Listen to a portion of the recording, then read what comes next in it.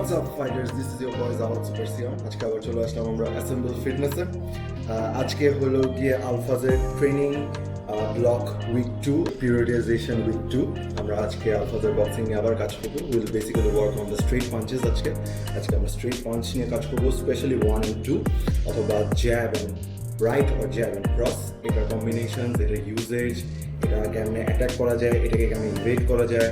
Will also learn how to move your head from the centre, how to punch through the centre line, এসব নিয়ে basically কাজ করবো। So all and everything regarding the straight punches. Plus we'll also learn a very important aspect of hand defense called framing. We all know what framing is, using the lead hand, using the hands for defense to catch your opponent's punches and get them off guard. So আমরা এগুলো নিয়ে আজকে কাজ করবো। তো আমরা শুরু করার আগে আমি একটা জিনিস দেখাতে চাই আপনাদেরকে। সেটা হচ্ছে আমার একটা ছোটো ভাই আছে জাফিদ।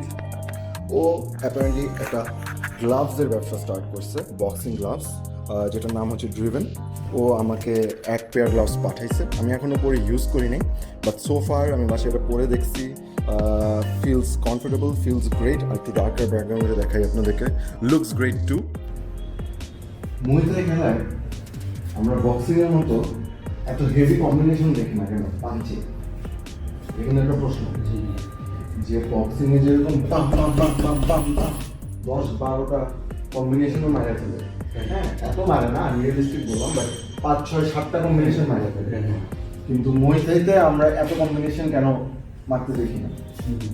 কারণ হচ্ছে কি, মুই থাইতে যখন আপনি ক্লোজ রেঞ্জে শর্ট রেঞ্জে পাঞ্চ করবেন তখন কিন্তু এলবো চলে আসে। আমি মনে করেন এখানে খেলতেছি, হ্যাঁ আমি 1, 2, 3, 4, 5, 6টা মারতেছি, মারতে মারতে কিন্তু ও একটা মারা দিতে পারে। এই জন্য এত বেশি কম্বিনেশনে খেলা উচিত না। মই থেকে খেলতে হবে আমার ম্যাক্সিমাম 2-3 পাঞ্চের কম্বিনেশন, এর চেয়ে দরকার নেই। 2টা বেস্ট, 1 2 1 1 2 1 2 3 1 2 4 এই এর চেয়ে বেশি দিলেই আমরা 1 2 3 4 5 দিতে যাবো, আমি এলবো খেয়ে যাবো, আমি ক্লিঞ্চ খেয়ে যাবো। আমার স্মার্ট খেলতে হবে। আপনার কম্বিনেশন পাঞ্চে যদি 3টা কম্বিনেশন মারেন 1 2 3, তাহলে 1 2 অনেকটা ব্রুমের মতো হবে, অনেকটা টাচের মতো হবে, ঠিক আছে? বা 1 2 যদি হয়, 1টায় এত পাওয়ার দরকার নেই, প্রথম পাঞ্চ 2টায় পাওয়ার দরকার নেই, 1 2 3টায় পাওয়ার। বা 1 2 যদি করেন 1 and হালকা টাচ 2তে পাওয়ার।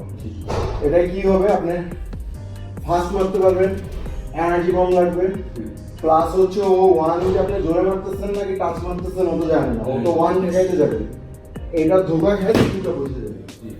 তো কম্বিনেশন পাঁচগুলোর সিক্রেট হচ্ছে এটা।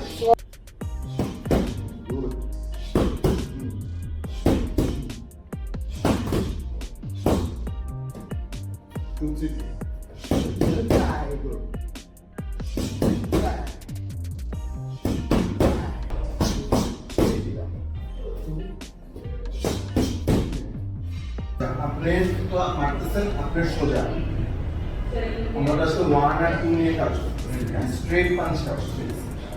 স্ট্রেট পাঞ্চ যখন আপনি মারবেন, আপনি কিন্তু আপনার নাক বরাবরই মারবেন। কেউ যদি আপনাকে মারে তাহলে তো আপনার নাকেই মারবে, রাইট? স্ট্রেট পাঞ্চ যখন কেউ আপনার নাকে মারতেছে, আপনি যদি নাকটা সেন্টার থেকে সরা দেন তাহলে পাঞ্চ করতেছে। এটাই হচ্ছে moving head from the centre.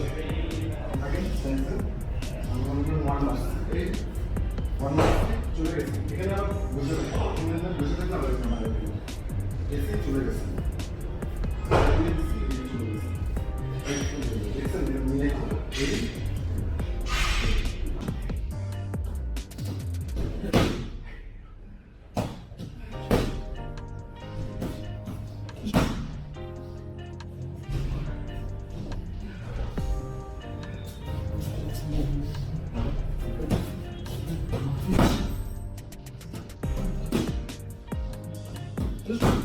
তো যেটা বলতেছিলাম, বক্সিং হচ্ছে 3 রকম defence: footwork, hand defence, head defence. তো আমরা আজকে শিখবো ফ্রেমিং। এখন ফ্রেমিং হচ্ছে হ্যান্ড ডিফেন্সের একটা পার্ট, যেটা মই থেকে খুব কাজে লাগে। কেমন কাজে লাগে? এখন মই থেকে আমার এলবো আছে, আমার নিজ আছে, আমার ক্লিঞ্চিং আছে। বিশেষ করে ক্লিনচিং। তো আপনি গার্ডেন, আমরা যখন খেলতেছি, খেলতে খেলতে যখন আমি ক্লোজ খেলবো, মনে থেকে কিন্তু আমাকে ক্লিনচ করে ফেলার একটা খুব বড় টেন্ডেন্সি আছে, রাইট?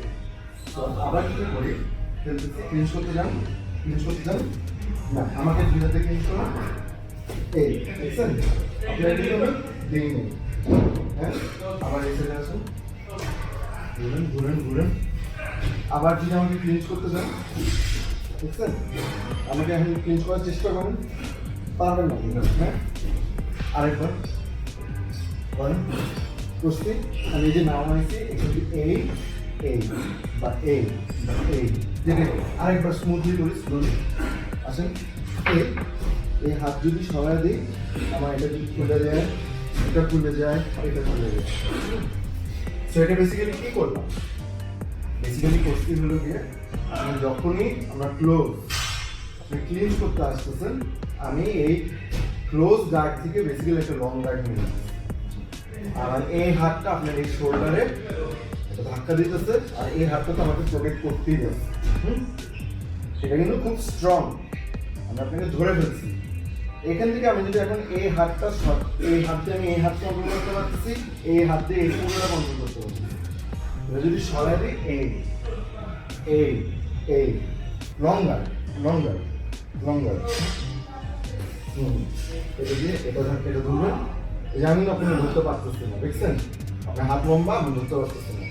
এখন এটা দিয়ে এটা কন্ট্রোল করতে পারেন, এটা কন্ট্রোল করতে, এটা খুলে গেল, এটা খুললো, এলবো এলো, ঠিক আছে, ধরতে যাবো, গুড, ঠিক আছে। কিন্তু এখানে বেশি টাইম নেওয়া হবে না, কারণ আপনি এগুলো সব খোলা, আমি এখানে লাথি মেরে দিব, হাঁটু মেরে দিব, ঠিক আছে। তো এটা ফাস্ট হবে, হ্যাঁ দাম গুড, আবার ঠিক আছে, ঠিক আছে। আবার দেখেন আমি কিন্তু আপনার এই শোল্ডারে ধরতেছি, আমি এটা ধরতেছি, সেই কারণে কিন্তু এই পুরো হাত দিয়ে আমার এই আপনার এই পাঞ্চটা আমার গার্ড, এটা দিয়ে এটা গার্ড, আবার এই হাত দিয়ে এই হাত কন্ট্রোল করতে পারছি, এই হাত দিয়ে এই হাত কন্ট্রোল করতে পারছি, আবার এই, ঠিক আছে। এই সরের টান না, এই আসি head,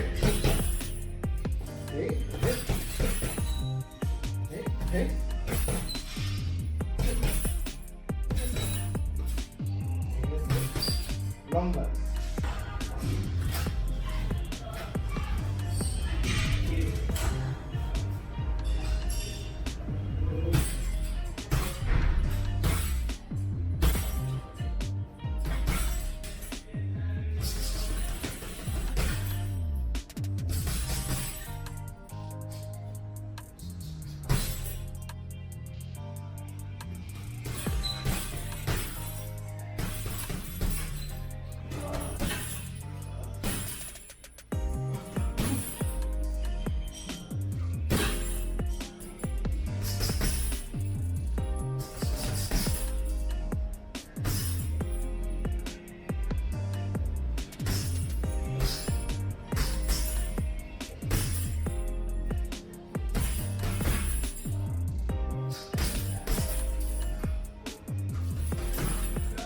like I said, padding, cushioning on point, খুবই আরাম লাগছে, খুবই ভালো লাগছে। বাট যে কারণে কুশনিং একটু বেশি, সে কারণেই মনে হয় গ্লাভসটা একটু ভারী হয়েছে আমার মতে। আমার নর্মালি আমার গো টু ট্রেনিং গ্লাভস হচ্ছে Everlast gloves, light as a feather. But Everlast গ্লাভসেরও পার্টস আছে, যেটা হচ্ছে কি ওইটা যেহেতু অনেক light, it's absolutely not durable. আমি কিনে আনার 2-3 সপ্তাহের মধ্যে ফুটা হয়ে গেছে। তো this is very protective, I feel like it's gonna last really long.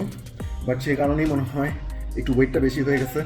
Plus over time যখন ইউজ হবে একটু ওয়্যার অ্যান্ড টিয়ার হলে জিনিসটা আরেকটু অ্যাডজাস্ট হয়ে যাবেন, আপনার হাতে শেপে হয়ে যাবে, ওয়েটটা একটু কমবে। সো ওদেরকে আমার একটাই সাজেশন যে আরও ডিফারেন্ট সাইজ ভ্যারাইটিস নিয়ে আসার জন্য, কারণ যেন সব ধরনের মানুষকে কেটার করা যায়। But so far so good, I would really like to congratulate Jafid and Driven, wish you all the very best. যা যা ফিডব্যাক লাগে আমরা তো আসি। So good luck, yeah, piece.